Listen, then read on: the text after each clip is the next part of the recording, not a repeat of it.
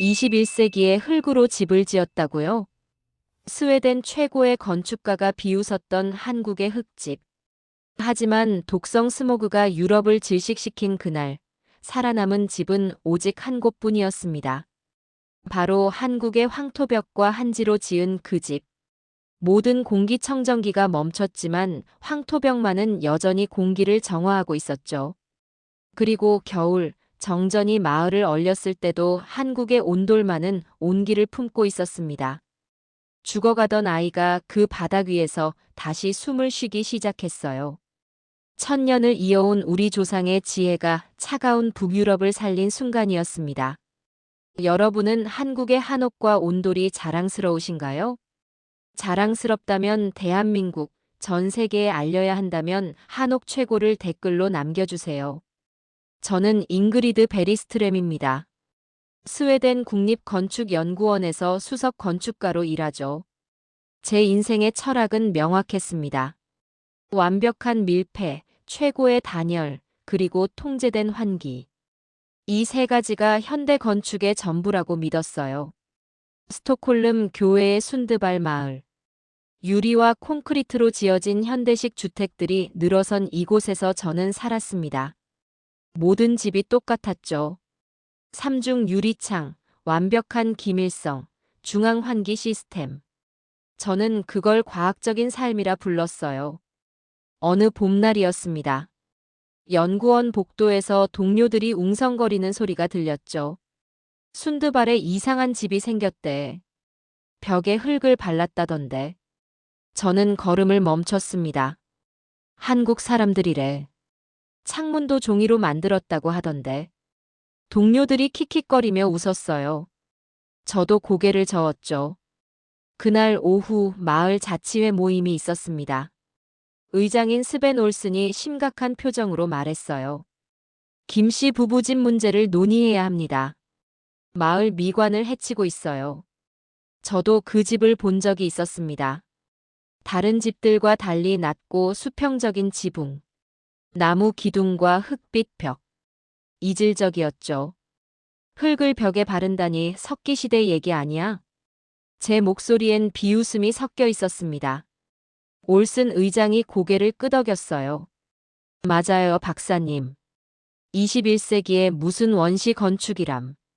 단열도 안 되고 습기도 찰 텐데. 저는 확신에 차 말했죠. 과학적 근거가 전혀 없는 구조예요. 북유럽 기후엔 맞지 않습니다.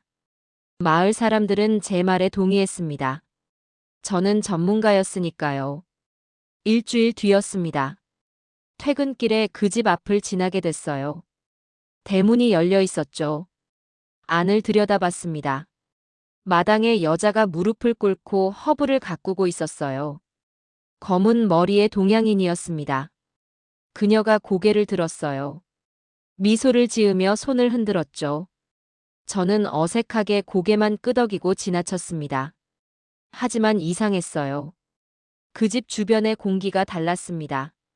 뭔가 더 맑은 느낌이었죠. 아니, 착각일 거예요. 저는 고개를 저었습니다. 집으로 돌아왔을 때 딸 엘사가 기침을 하고 있었어요. 엄마, 목이 답답해. 저는 공기청정기를 확인했습니다. 정상 작동 중이었죠. 괜찮아, 엘사. 우리 집 공기는 완벽하게 정화돼. 하지만 아이는 계속 기침을 했어요. 저는 창문을 열까 하다가 멈췄습니다. 밖 공기가 들어오면 안 되니까요. 밤에 침대에 누웠을 때도 잠이 오지 않았습니다. 자꾸만 그 집이 생각났어요. 흙벽과 종이 창문. 그리고 그 여자가 했던 말. 집도 숨을 쉬어야 해요. 무슨 말도 안 되는 소리. 집은 사람을 보호하는 거예요. 바깥과 차단하는 게 당연하죠. 하지만 이상하게도 그 말이 머릿속에서 떠나지 않았습니다. 다음 날 연구원에서 보고서 작성을 시작했어요. 자연 건축의 문제점과 현대 건축의 우월성. 키보드를 두드리면서도 계속 생각했습니다. 정말 제가 옳은 걸까요? 아니, 당연히 옳죠. 저는 과학자니까요. 데이터가 증명하니까요. 그렇게 스스로를 다독이며 보고서를 완성했습니다.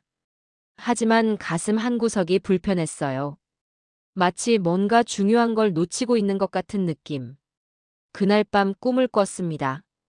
흙벽으로 둘러싸인 방에서 깊은 숨을 쉬는 꿈이었죠. 공기가 달았습니다. 깨어났을 때 제 얼굴엔 눈물이 흘러 있었어요. 왜 우는지 알 수 없었습니다. 일주일이 지났습니다. 하지만 그 집은 여전히 마을의 화제거리였어요. 토요일 아침 마트에서 장을 보고 있었습니다. 계산대 앞에서 두 사람이 서 있었죠. 동양인 부부였어요. 남자는 40대 초반으로 보였고 여자는 제가 마당에서 봤던 그 사람이었습니다. 사람들이 그들을 피해 지나갔어요. 마치 보이지 않는 벽이 있는 것처럼요. 여자가 웃으며 인사했지만 아무도 대답하지 않았습니다. 저도 모른 척했죠. 저 사람들 스웨덴 미관을 망치고 있어. 뒤에서 누군가 속삭였어요. 집으로 돌아오는 길이었습니다. 그 집 앞을 지나는데 남자가 마당에서 작업하고 있었어요. 나무를 다듬고 있었죠. 그가 고개를 들어 저를 봤습니다. 안녕하세요. 유창한 스웨덴어였어요. 저는 멈칫했습니다. 저는 김민준입니다. 건축학을 전공했어요. 그의 눈빛이 따뜻했어요. 아, 네. 저는 어색하게 대답했죠. 여자가 집에서 나왔습니다. 차 한잔 하시겠어요? 박소희라고 합니다. 거절하려 했어요. 하지만 발이 움직이지 않았습니다. 잠깐만요. 제 입에서 말이 나왔어요. 현관에서 신발을 벗었습니다. 바닥이 이상했어요. 차갑지도 딱딱하지도 않았죠. 부드럽고 따뜻했습니다. 거실로 들어갔을 때 숨이 멎었어요. 벽이 흙빛이었습니다. 하지만 거칠지 않았어요. 매끄럽고 은은한 광택이 났죠. 황토예요. 민준이 설명했습니다. 한국에서 수천 년간 써온 자연 소재죠. 소희가 차를 내왔어요. 따뜻한 향이 났습니다. 이 집은 어떻게? 제가 물었죠. 10년 전 스웨덴에 왔을 때 너무 답답했어요. 소희가 말했습니다. 밀폐된 집에서 숨쉬기가 힘들더라고요. 그래서 한옥을 지었죠. 저는 고개를 저었어요. 하지만 단열이 안 되잖아요. 겨울엔 춥고. 민준이 웃었습니다. 그렇게 생각하시는 분들이 많아요. 하지만 직접 겨울을 나봤어요. 오히려 더 따뜻했죠. 믿을 수 없었습니다. 과학적으로 불가능해요. 제 목소리가 날카로워졌어요. 소희가 창문을 가리켰습니다. 한지예요. 종이처럼 보이지만 숨을 쉬죠. 나쁜 공기는 걸러내고 좋은 공기만 통과시켜요. 미신이에요. 저는 단호하게 말했습니다. 집은 밀폐돼야 해요. 그게 과학입니다. 민준의 눈빛이 슬퍼졌어요. 박사님, 집도 사람처럼 숨을 쉬어야 해요. 막아놓으면 병들죠. 그 말이 가슴을 찔렀습니다. 하지만 인정할 수 없었어요. 자리에서 일어났습니다. 초대 감사합니다만 전 과학자예요. 감정이 아니라 데이터를 믿습니다. 밖으로 나왔을 때 뒤에서 소희의 목소리가 들렸어요. 공기는 기계로 정화하지만 집은 스스로 숨 쉬어야 해요. 저는 뒤돌아보지 않았습니다. 하지만 그날 밤 잠이 오지 않았어요. 엘사의 기침 소리가 계속 들렸죠. 공기청정기는 돌아가는데 아이는 여전히 힘들어했습니다. 창문 너머로 그 집이 보였어요. 은은한 불빛이 새어나왔죠. 뭔가 다른 집이었습니다. 살아있는 것 같았어요. 저는 눈을 감았습니다. 하지만 소희의 말이 귓가에 맴돌았죠.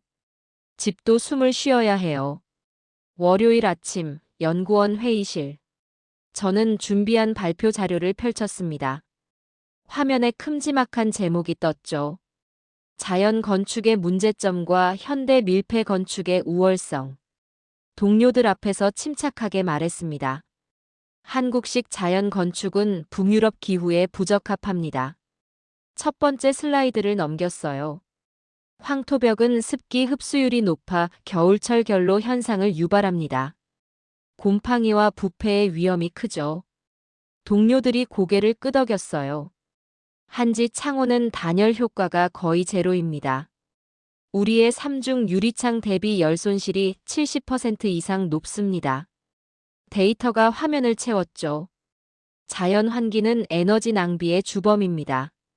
중앙 환기 시스템이 훨씬 효율적이에요. 마지막 장을 보여줬습니다.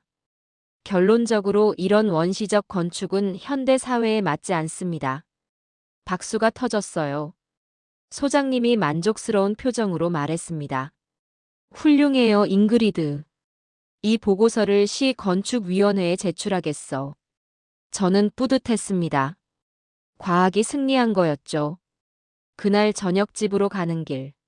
마을 게시판에 공지가 붙어 있었어요.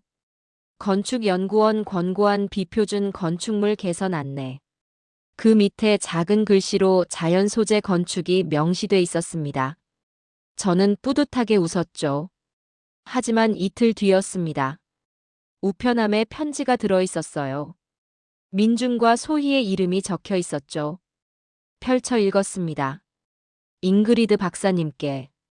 박사님의 연구를 존중합니다.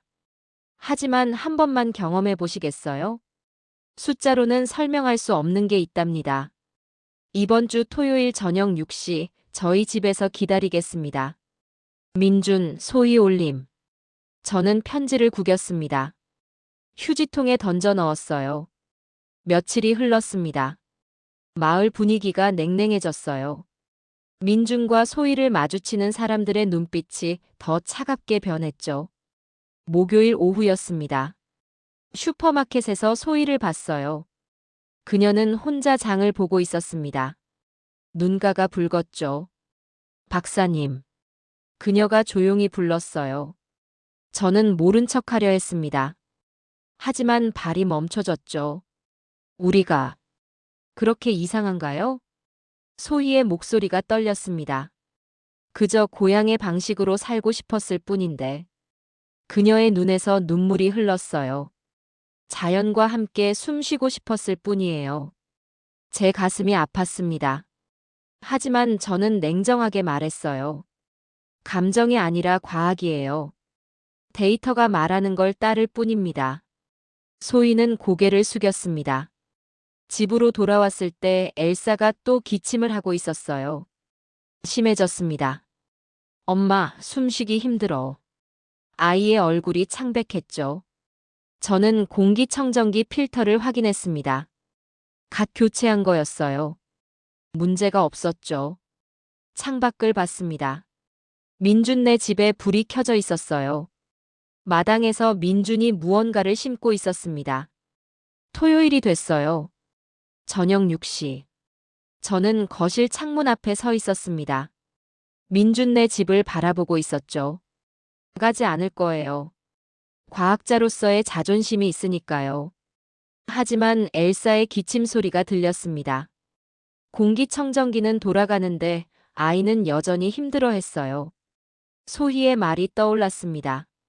공기는 기계로 정화하지만 집은 스스로 숨 쉬어야 해요. 저는 눈을 감았습니다. 머지않아 제 모든 확신이 무너질 줄은 몰랐죠. 곧 닥칠 재앙이 제게 진실을 가르쳐 줄 거라는 걸 말입니다. 5월 초였습니다. 평범한 화요일 아침이었죠. 엘사를 학교에 데려다 주고 연구원으로 향했어요. 오전 11시쯤이었습니다. 휴대폰에 긴급 문자가 떴어요. 인근 화학공장 화재 발생. 독성 물질 누출. 외부 활동 자제. 창밖을 봤습니다. 하늘이 이상했어요. 노란빛이 감돌고 있었죠. 잉그리드, 저것 좀 봐. 동료가 창을 가리켰습니다. 멀리서 검은 연기가 피어오르고 있었어요. 점심때쯤 하늘이 어두워졌습니다. 스모그였어요. 독성 화학물질이 섞인 짙은 안개가 순드발을 뒤덮기 시작했죠. 학교에서 전화가 왔습니다. 부인, 빨리 아이들을 데려가세요. 공기가 위험합니다. 서둘러 차를 몰았어요. 시야가 흐렸습니다. 앞이 보이지 않았죠. 학교에 도착했을 때 엘사가 기침을 하고 있었어요. 엄마. 아이의 목소리가 약했습니다. 집으로 돌아왔어요. 문을 닫고 모든 창문을 확인했습니다. 완벽하게 밀폐됐죠. 괜찮아, 엘사. 우리 집은 안전해. 공기청정기를 최대로 틀었습니다. 중앙 환기 시스템도 작동시켰어요. 하지만 이상했습니다. 시간이 지날수록 공기가 탁해지는 느낌이었어요. 오후 4시. 엘사가 숨을 헐떡였습니다. 엄마, 목이 아파. 아이의 얼굴이 붉어졌어요. 저는 창문을 확인했습니다. 완벽하게 닫혀 있었죠. 공기청정기도 돌아가고 있었어요. 그런데 왜? 오후 6시. 마을 방송이 울렸습니다. 주민 여러분, 환기 시스템을 끄십시오. 외부 공기 유입이 위험합니다. 저는 당황했어요. 환기를 끄면 실내 공기가 순환되지 않는데. 하지만 지시대로 껐습니다. 밤 8시. 엘사가 쓰러졌어요. 엄마. 숨을 못 쉬겠어. 아이의 입술이 파랗게 질렸습니다. 저는 비명을 질렀죠. 안 돼. 엘사. 응급 전화를 걸었습니다. 통화 중 신호만 계속됐어요. 모두가 전화하고 있었죠. 이웃집 문을 두드렸습니다. 도와주세요. 하지만 그들도 똑같았어요. 기침을 하며 쓰러져 있었죠. 밀폐된 집들은 독성 공기를 가둬버렸습니다. 환기 시스템은 오히려 오염된 공기를 순환시켰어요. 제가 자랑하던 완벽한 밀폐. 그게 독이 됐습니다. 저는 바닥에 주저앉았어요. 완벽한 밀폐를 만들었지만 숨 쉬는 걸 잊었어. 눈물이 쏟아졌습니다. 엘사를 안았어요.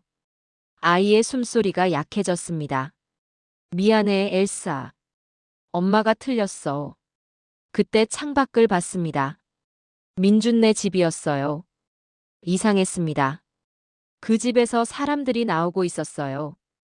기침도 하지 않고 멀쩡했죠. 저게 어떻게?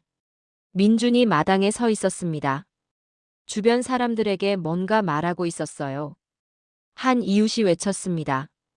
김씨네 집만 공기가 괜찮대요. 저는 믿을 수 없었습니다. 모든 집이 오염됐는데 그 집만. 하지만 엘사가 죽어가고 있었어요. 자존심 따윈 중요하지 않았습니다. 저는 엘사를 안아들었습니다. 문을 열고 나갔죠. 독한 공기가 얼굴을 때렸어요. 눈이 따가웠습니다. 하지만 멈출 수 없었어요. 제가 조롱했던 그 집을 향해 걸었습니다. 제 딸을 살리기 위해. 제 모든 확신이 무너지는 순간이었죠. 민준네 집 문 앞에 섰을 때 저는 울고 있었습니다. 엘사는 제 품에서 축 늘어져 있었어요. 문을 두드렸습니다. 주먹이 아팠지만 계속 두들겼죠. 도와주세요. 제발. 문이 열렸습니다. 소희가 놀란 얼굴로 저를 바라봤어요. 박사님. 저는 말없이 엘사를 보여줬습니다. 아이의 입술이 파랗게 질려 있었죠. 소희의 표정이 굳었어요. 빨리 안으로. 문턱을 넘는 순간 느꼈습니다. 공기가 달랐어요. 맑았습니다. 바깥에 독한 냄새가 없었죠. 은은한 흙냄새만 났어요. 어떻게? 제 목소리가 떨렸습니다. 민준이 달려왔어요. 엘사를 안방으로. 그가 아이를 안아들었습니다. 저는 비틀거리며 따라갔죠. 방문을 여는 순간 숨이 멎었어요. 공기가 달콤했습니다. 깊게 들이마셨죠. 기침이 나오지 않았어요. 목이 따갑지 않았습니다. 이게 대체. 민준이 엘사를 황토 바닥에 조심스럽게 눕혔어요. 황토가 공기를 정화해요. 소희가 설명했습니다. 독성 물질을 흡착하고 음이온을 내뿜요. 한지는 나쁜 공기만 걸러내고요. 저는 벽에 손을 댔습니다. 따뜻했어요. 살아있는 것 같았죠. 엘사의 얼굴을 봤습니다. 조금씩 혈색이 돌아오고 있었어요. 믿을 수 없어. 눈물이 쏟아졌습니다. 밖에서 소리가 들렸어요. 민준 씨, 소희 씨. 문을 열자 이웃들이 몰려 있었습니다. 모두 기침을 하며 고통스러워했죠. 올슨 의장도 있었어요. 제발, 우릴 좀. 평소에 권위는 온데간데 없었습니다. 민준이 말했어요. 들어오세요. 모두. 사람들이 망설였습니다. 그동안 이들을 손가락질했던 사람들이었죠. 하지만 숨이 막혔어요. 한 명씩 들어오기 시작했습니다. 거실로 들어온 사람들이 감탄했어요. 공기가 정말 맑아. 숨을 쉴 수 있어. 소희가 창문을 열었습니다. 한지로 만든 창호였죠. 이 종이가 필터예요. 독성 물질은 걸러내고 산소만 통과시킵니다. 한 이웃이 벽을 만졌어요. 이 흙이 공기를 정화한다고요? 민준이 고개를 끄덕였습니다. 황토는 살아있는 벽이에요. 스스로 숨쉬고 공기를 정화하죠. 한국 사람들은 수천 년 전부터 알았어요. 저는 엘사 옆에 앉아 있었습니다. 아이가 눈을 떴어요. 엄마. 엘사. 아이를 끌어안았습니다. 여기. 공기가 좋아. 엘사가 미소 지었어요. 저는 소희를 바라봤습니다. 그녀도 웃고 있었죠. 당신들이 옳았어요. 제 목소리가 떨렸습니다. 올슨 의장이 다가왔어요. 그는 무릎을 꿇었습니다. 미안하오. 우리가 잘못 봤소. 그의 눈에서 눈물이 흘렀어요. 민준이 그의 어깨를 잡았습니다. 괜찮아요. 이제 함께 숨 쉬면 되죠. 밤이 깊어갔습니다. 마을 사람들은 황토방에 모여 앉았어요. 저는 벽에 손을 댔습니다. 따뜻하고 부드러웠죠. 이 벽이 우리를 살렸어요. 제가 원시적이라 비웃었던 이 흙이. 소희가 차를 나눠줬습니다. 한국에선 이렇게 살아왔어요. 자연과 함께요. 민준이 말을 이었어요. 집은 사람을 가두는 게 아니에요. 함께 숨 쉬는 거죠. 저는 고개를 숙였습니다. 제가 틀렸습니다. 완벽한 밀폐만 믿었죠. 하지만 진짜 집은 말을 잇지 못했어요. 엘사가 제 손을 잡았습니다. 엄마, 이제 우리 집도 이렇게 만들 수 있어. 저는 아이를 안았습니다. 그래, 엘사. 우리도 이제 제대로 숨 쉬는 집에서 살자. 창밖에 스모그는 여전했어요. 하지만 이 집 안은 천국이었습니다. 한국의 지혜가 우릴 구했죠. 밤이 깊어갔습니다. 창밖에 스모그는 여전했지만 이 집 안은 평화로웠어요. 엘사는 황토방에서 깊은 잠에 빠졌습니다. 규칙적인 숨소리가 들렸죠. 아이의 입술이 다시 분홍빛을 띠었어요. 저는 방 한 구석에 앉아 벽을 바라봤습니다. 흙벽이었어요. 제가 그토록 무시했던 원시적이라 비웃었던 바로 그 벽. 손을 댔습니다. 따뜻하고 부드러웠죠. 마치 살아 숨쉬는 것 같았어요. 이 벽이 제 딸을 살렸어요. 중얼거렸습니다. 소희가 옆에 앉았어요. 황토는 생명이에요, 박사님. 죽은 물질이 아니라 살아있는 자연이죠. 저는 고개를 숙였습니다. 전 과학자라고 자부했어요. 데이터로 모든 걸 증명할 수 있다고 믿었죠. 목소리가 떨렸어요. 하지만 제 딸을 구한 건 숫자가 아니었어요. 제가 부정했던 자연이었어요. 눈물이 뺨을 타고 흘렀습니다. 민준이 다가왔어요. 박사님, 과학이 틀린 게 아니에요. 그가 부드럽게 말했습니다. 다만 우리가 보는 방식이 달랐을 뿐이죠. 숫자로만 보면 보이지 않는 게 있어요. 저는 그를 바라봤습니다. 한국 사람들은 1000년 전부터 알았어요. 집은 기계가 아니라 생명체라는 걸. 소희가 벽을 쓰다듬었어요. 할머니들은 말씀하셨죠. 집도 숨을 쉬어야 사람도 건강하다고요. 거실에선 이웃들이 모여 있었습니다. 모두 담요를 덮고 편안하게 숨 쉬고 있었죠. 올슨 의장이 일어났어요. 그는 민준 앞으로 걸어왔습니다. 민준 씨, 소희 씨. 그의 목소리가 가라앉았어요. 우리가 정말 미안하오. 무릎을 꿇었습니다. 마을 의장이 무릎을 꿇은 거였죠. 당신들을 괴짜라 불렀소. 스웨덴 전통을 버렸다고 손가락질했어요. 그가 울먹였습니다. 하지만 오늘 밤 우릴 구한 건 당신들이었소. 민준이 그를 일으켰어요. 일어나세요, 의장님. 우린 이웃이잖아요. 소희도 미소 지었습니다. 이제 함께 살면 돼요. 벽 없이요. 저도 일어났습니다. 민준과 소희 앞에 섰죠. 저도 사과해야 해요. 제 목소리가 떨렸습니다. 보고서를 썼어요. 당신들의 집이 비과학적이라고 위험하다고. 무릎을 꿇었어요. 하지만 제 딸을 살린 건 바로 이 집이었어요. 제 자존심보다 제 아이가 소중했습니다. 눈물이 멈추지 않았습니다. 제발 용서해 주세요. 소희가 제 손을 잡았어요. 따뜻했습니다. 박사님, 일어나세요. 민준도 제 어깨를 잡았죠. 이미 용서했어요. 모르면 의심하는 게 당연하니까요. 소희가 말했습니다. 이제 함께 배우면 돼요. 자연과 함께 사는 법을요. 새벽 3시쯤이었습니다. 사람들은 하나둘 잠들었어요. 저는 여전히 엘사 옆에 앉아 있었습니다. 아이의 손을 잡고 벽을 바라봤죠. 민준이 조용히 다가왔어요. 박사님, 이게 한국의 한옥이에요. 그가 속삭였습니다. 집은 사람을 가두는 게 아니라 자연과 연결하는 거죠. 함께 숨 쉬고 함께 살아가는 거예요.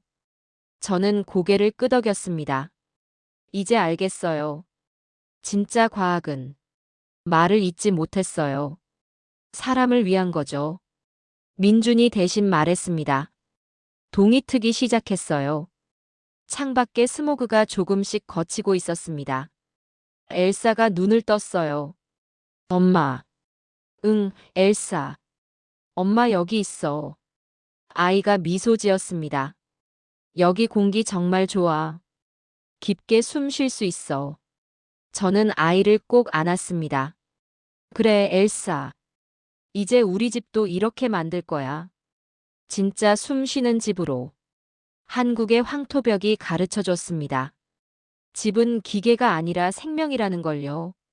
스모그는 사흘 만에 거쳤습니다. 하지만 마을은 완전히 달라져 있었어요. 사람들은 민준과 소희를 찾아왔습니다. 우리 집도 한옥처럼 만들 수 있을까요? 저도 그들을 찾아갔죠.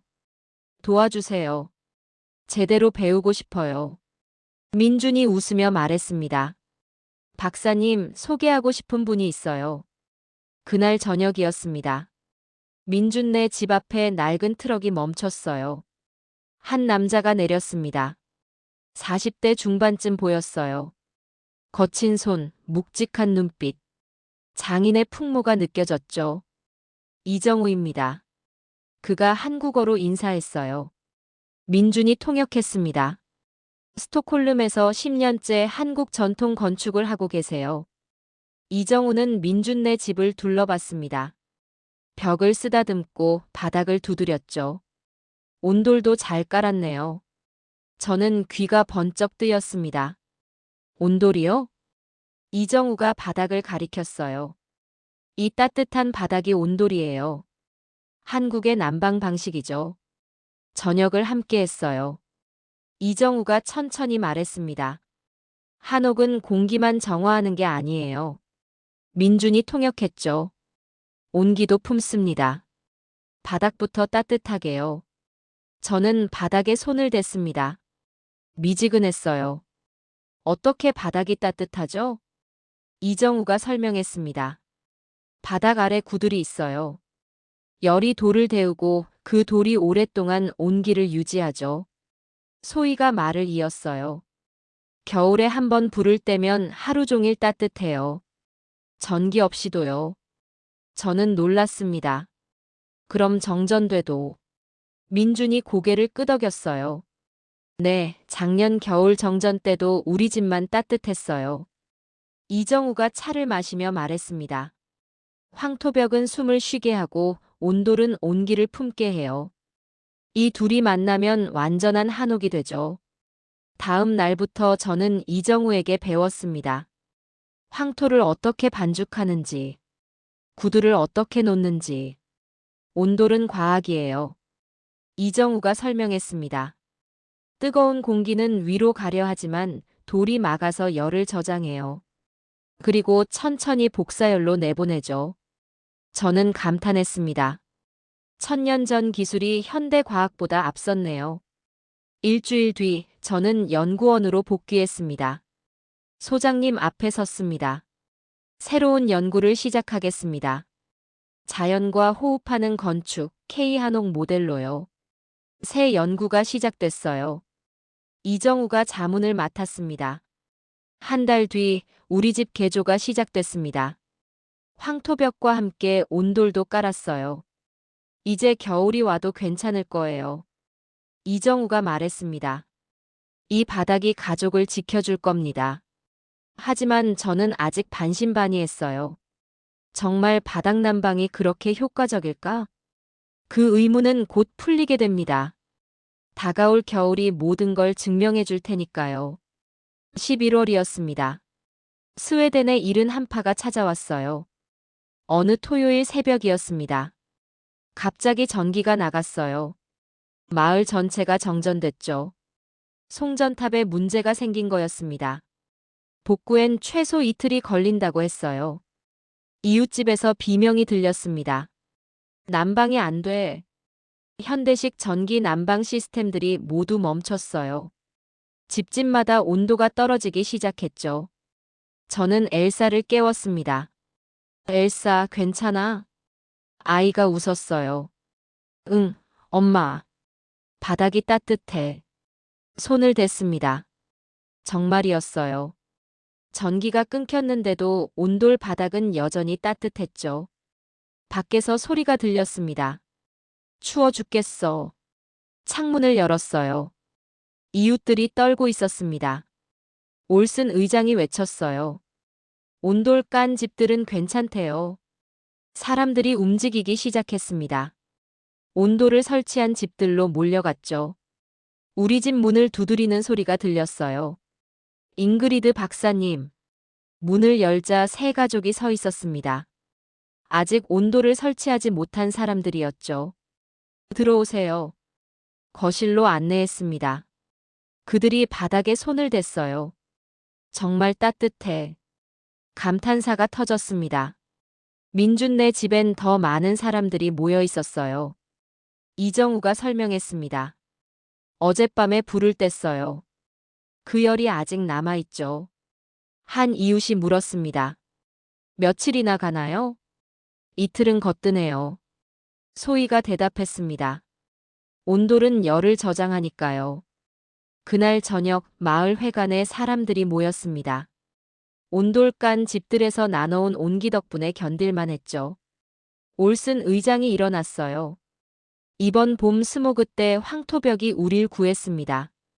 그가 목소리를 높였어요. 그리고 오늘 온돌이 또다시 우릴 살렸어요. 박수가 터졌습니다. 한국의 지혜는 놀랍습니다. 1000년 전 기술이 21세기를 구하고 있어요. 이정우가 앞으로 나왔습니다. 한옥은 완전합니다. 여름엔 황토가 공기를 정화하고 겨울엔 온돌이 온기를 품어요. 민준이 말을 이었습니다. 한국 사람들은 알았어요. 자연과 함께 사는 법을요. 한 달 뒤였습니다. 브뤼셀의 유럽 건축학회에서 발표했어요. 한국의 한옥은 두 가지 기적을 품고 있습니다. 화면에 황토벽과 온돌 사진이 떴어요. 황토벽은 공기를 정화하고 온돌은 온기를 저장합니다. 여름과 겨울, 두 계절 모두를 품는 지혜죠. 기립박수가 쏟아졌습니다. 집으로 돌아왔을 때 엘사가 온돌방에서 그림을 그리고 있었어요. 엘사, 뭐 그려? 우리 집이야, 엄마. 여름엔 시원하고 겨울엔 따뜻한 집. 그림 속 집이 미소 짓고 있었습니다. 엄마, 한국 사람들 정말 대단해. 이런 걸 1000년 전에 만들었어. 저는 아이를 안았습니다. 창밖을 보니 마을 곳곳에서 온돌 공사가 진행되고 있었어요. 순드발은 이제 한옥 마을이 되어가고 있었죠. 한국의 한옥은 벽만 세운 게 아니었습니다. 생명이 숨쉬고 온기가 머무는 집을 만들었어요. 밀폐의 나라에서 호흡의 나라로, 차가운 나라에서 따뜻한 나라로. 우리는 변했습니다. 한국이 가르쳐준 완전한 집, 한옥으로요. 그날 밤 일기를 썼습니다. 오늘 나는 깨달았다. 위대한 건축은 여름과 겨울, 모든 계절을 품는다는 걸. 한국의 황토벽과 온돌이 그것을 증명했다. 그들은 1000년 전부터 완벽한 집을 알고 있었다. 엘사의 잠든 얼굴을 바라봤습니다. 아이는 따뜻한 온돌 위에서 편안하게 웃고 있었어요. 한국의 완전한 한옥 안에서요. 우리 할머니, 할아버지들은 알고 계셨습니다. 집은 사람을 가두는 게 아니라 품는 거라는 것을요. 추운 겨울밤, 아궁이에 불을 지피며 손주들을 생각하셨던 그 마음. 황토를 손으로 반죽하며 이 집이 100년을 가야 한다고 다짐하셨던 그 정성. 한지 창호를 바르며 집도 숨을 쉬어야 한다고 가르쳐 주셨던 그 지혜. 그것이 바로 한옥이었습니다. 오늘 이 이야기를 통해 우리는 다시 한번 깨닫습니다. 우리 조상들이 남기신 것은 집이 아니라 생명을 지키는 철학이었다는 것을요. 1000년을 이어온 그 따뜻함이 이제 차가운 북유럽까지 품고 있습니다. 독한 공기 속에서도 매서운 한파 속에서도 한국의 한옥은 생명을 구했죠. 우리가 무심코 지나쳤던 흙벽 한 줌. 당연하게 여겼던 따뜻한 온돌 바닥. 그 안에 우리 어머니, 아버지들의 사랑이 담겨 있었습니다. 이것이 대한민국입니다. 기술이 아니라 마음으로 집을 짓는 나라. 1000년의 지혜로 생명을 품는 민족. 여러분, 이 영상이 가슴에 와닿으셨다면 구독과 좋아요 부탁드립니다. 우리의 소중한 문화유산을 더 많은 분들과 나누고 싶습니다. 마지막까지 시청해주셔서 감사합니다. 저는 감동 편의점 작가 현아였어요. 더 좋은 사연으로 찾아뵐게요.